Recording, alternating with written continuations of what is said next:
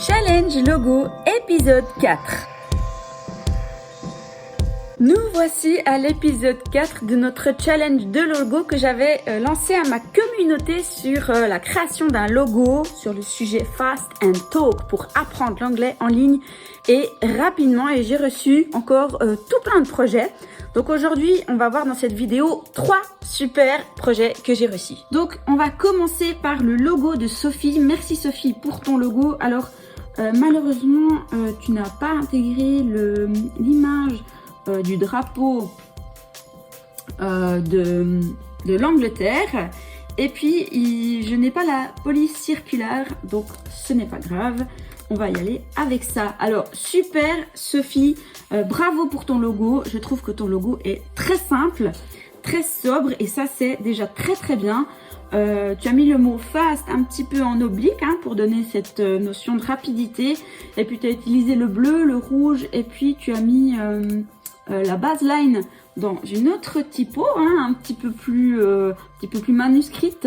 Moi, je trouve que c'est une super idée. Et puis là, la petite bulle pour parler. J'enlèverai juste ça en fait. Bon, tac.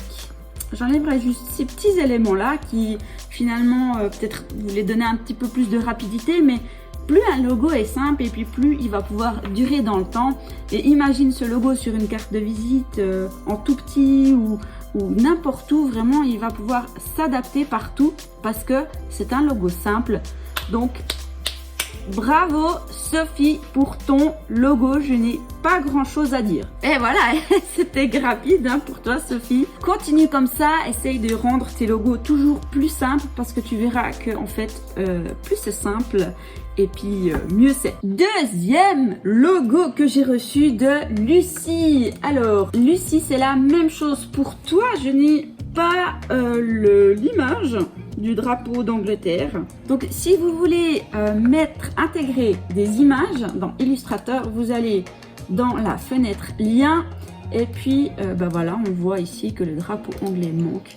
Donc vous cliquez sur votre image et puis après ici vous incorporez l'image dans votre fichier Illustrator, comme ça je vais pouvoir aussi les recevoir. Mais c'est pas grave, on va partir là-dessus. Super logo. Bravo Lucie, merci pour ton logo. Je pense qu'on peut encore plus le simplifier. L'idée de la main qui écrit, c'est joli, c'est sympa, mais je pense que ça apporte pas grand chose parce que on a déjà en fait le talk qui est en fait de manière manuscrite. Donc je pense que plus on simplifie, mieux c'est. Moi je pense que cette typographie ici, peut-être qu'il y a des moments où c'est qu'il y a des traits un petit peu fins. Talk, moi je l'aime beaucoup. J'aime beaucoup en fait. Je trouve que ça pourrait un peu traverser un peu, tu sais, un peu comme une signature. Mais peut-être utiliser une autre typo pour le fast. Du genre, une autre typo, du genre... ouais, un petit peu dans le même genre. Georgia. Je vais regarder, voilà. Georgia italique, avec un tout petit peu moins d'espace entre les lettres. Donc déjà là, moi je trouve que c'est qu'on arrive mieux à lire. Des fois, sur cette typo là, il y a vraiment des traits un petit peu trop fins. Dès que tu mets ton logo en tout petit, et du coup ça sort moins en fait. Voilà. Donc on va prendre ce talk. On pourrait le faire un petit peu comme une signature comme ça, et puis peut-être le faire plus épais dans le contour.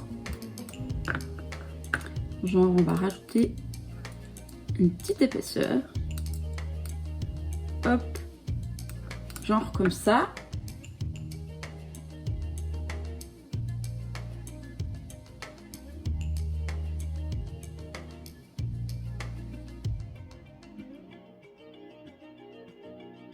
Voilà un peu en gros comment je ferai avec ton logo Lucie. Voilà, je trouve que l'idée de faire des typographies différentes avec le taux comme ça qui vient en manuscrit, c'est une super idée. Mais gagner en simplicité, là aussi, encore et toujours, plus c'est simple, plus c'est sobre, mieux ça va durer dans le temps. Et puis, plus ce sera aussi adaptable aussi sur carte de visite, flyer, site internet et même application internet, hein, pourquoi pas. Mais bravo Lucie, donc faire plus simple, encore et toujours. Bravo Lucie. Et maintenant, on va passer au logo de Claude Alain. Alors voilà, Claude Alain, le logo que j'ai reçu de ta part. Alors c'est un logo qui est déjà à la base assez simple. On pourrait le rendre encore plus simple, hein. J'aime bien dire que c'est difficile de faire simple. C'est assez contradictoire, hein.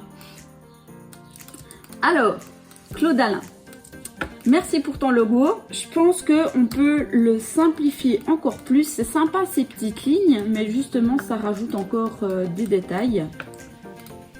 Donc je vais prendre cette couleur rouge. Et puis je vais prendre ton idée de la vitesse. Et puis pourquoi pas faire des traits comme ça.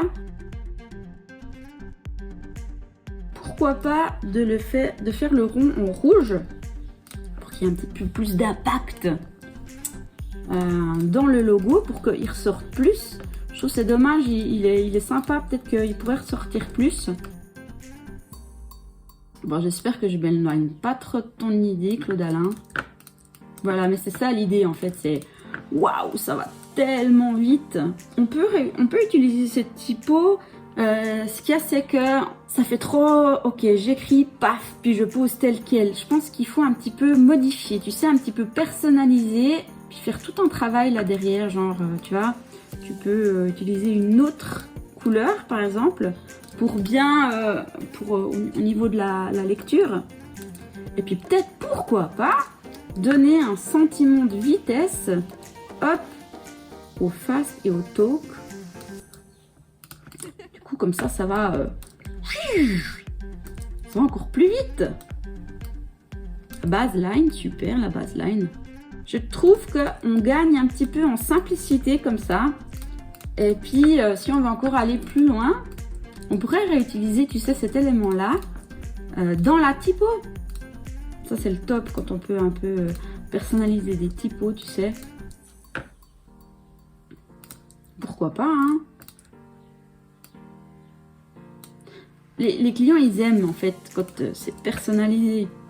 Et puis qu'on ne voit pas leur logo ailleurs en fait.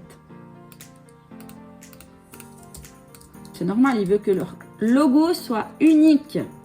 Qu'on ne le voit nulle part ailleurs. D'où l'intérêt en fait de personnaliser les choses. Et c'est là que le graphic designer, le graphiste intervient pour personnaliser tout ça. Voilà, ça pourrait donner un petit style. Pourquoi pas, hein? Après, comme je dis, on peut passer des heures à améliorer des trucs. Moi, je trouve que ça donne bien, ça donne un certain style. Un style qu'on voit pas ailleurs.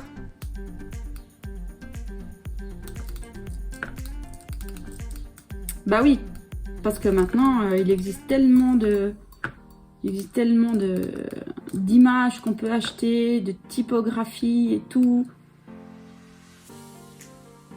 Donc vos clients, s'ils font appel à vous, c'est vraiment pour qu'il y ait un service personnalisé, mais jusqu'au bout, quoi. Voilà, je le mets un petit peu partout.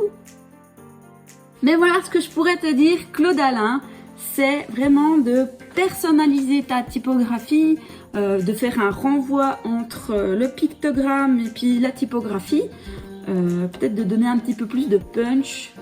On pourrait donner encore un peu plus de punch à notre bonhomme ici. Hop, voilà. Lui aussi, il va vite. Il a pris les mots turbo pour apprendre l'anglais. Ok, bah écoute, c'est cool. Bravo Claude Alain pour ton logo.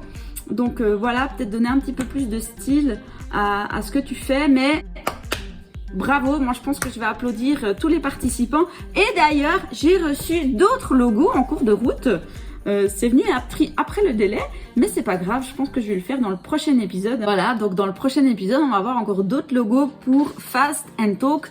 Et puis, je vais réfléchir à créer un logo moi-même. Si le métier de graphiste freelance vous intéresse, vous pouvez aller dans la description ci-dessous. J'ai créé une formation gratuite sur 3 jours. Et puis, vous ferez partie de ma communauté. Et c'est là que vous recevrez des mails de ma part pour vous proposer d'autres challenges. Pourquoi? Parce que c'est en s'entraînant qu'on devient plus fort. Et oui, bah ouais, hein, il faut s'entraîner avant d'avoir des vrais clients. Et puis c'est en s'exerçant qu'on va pouvoir prendre confiance, parce que c'est là le but, c'est de prendre confiance pour devenir un bon graphiste freelance confirmé. J'espère que vous avez aimé cette vidéo et puis nous, on se retrouve au prochain épisode. D'ici là, soyez créatifs, restez libres et puis à tout bientôt dans une prochaine vidéo. Ciao!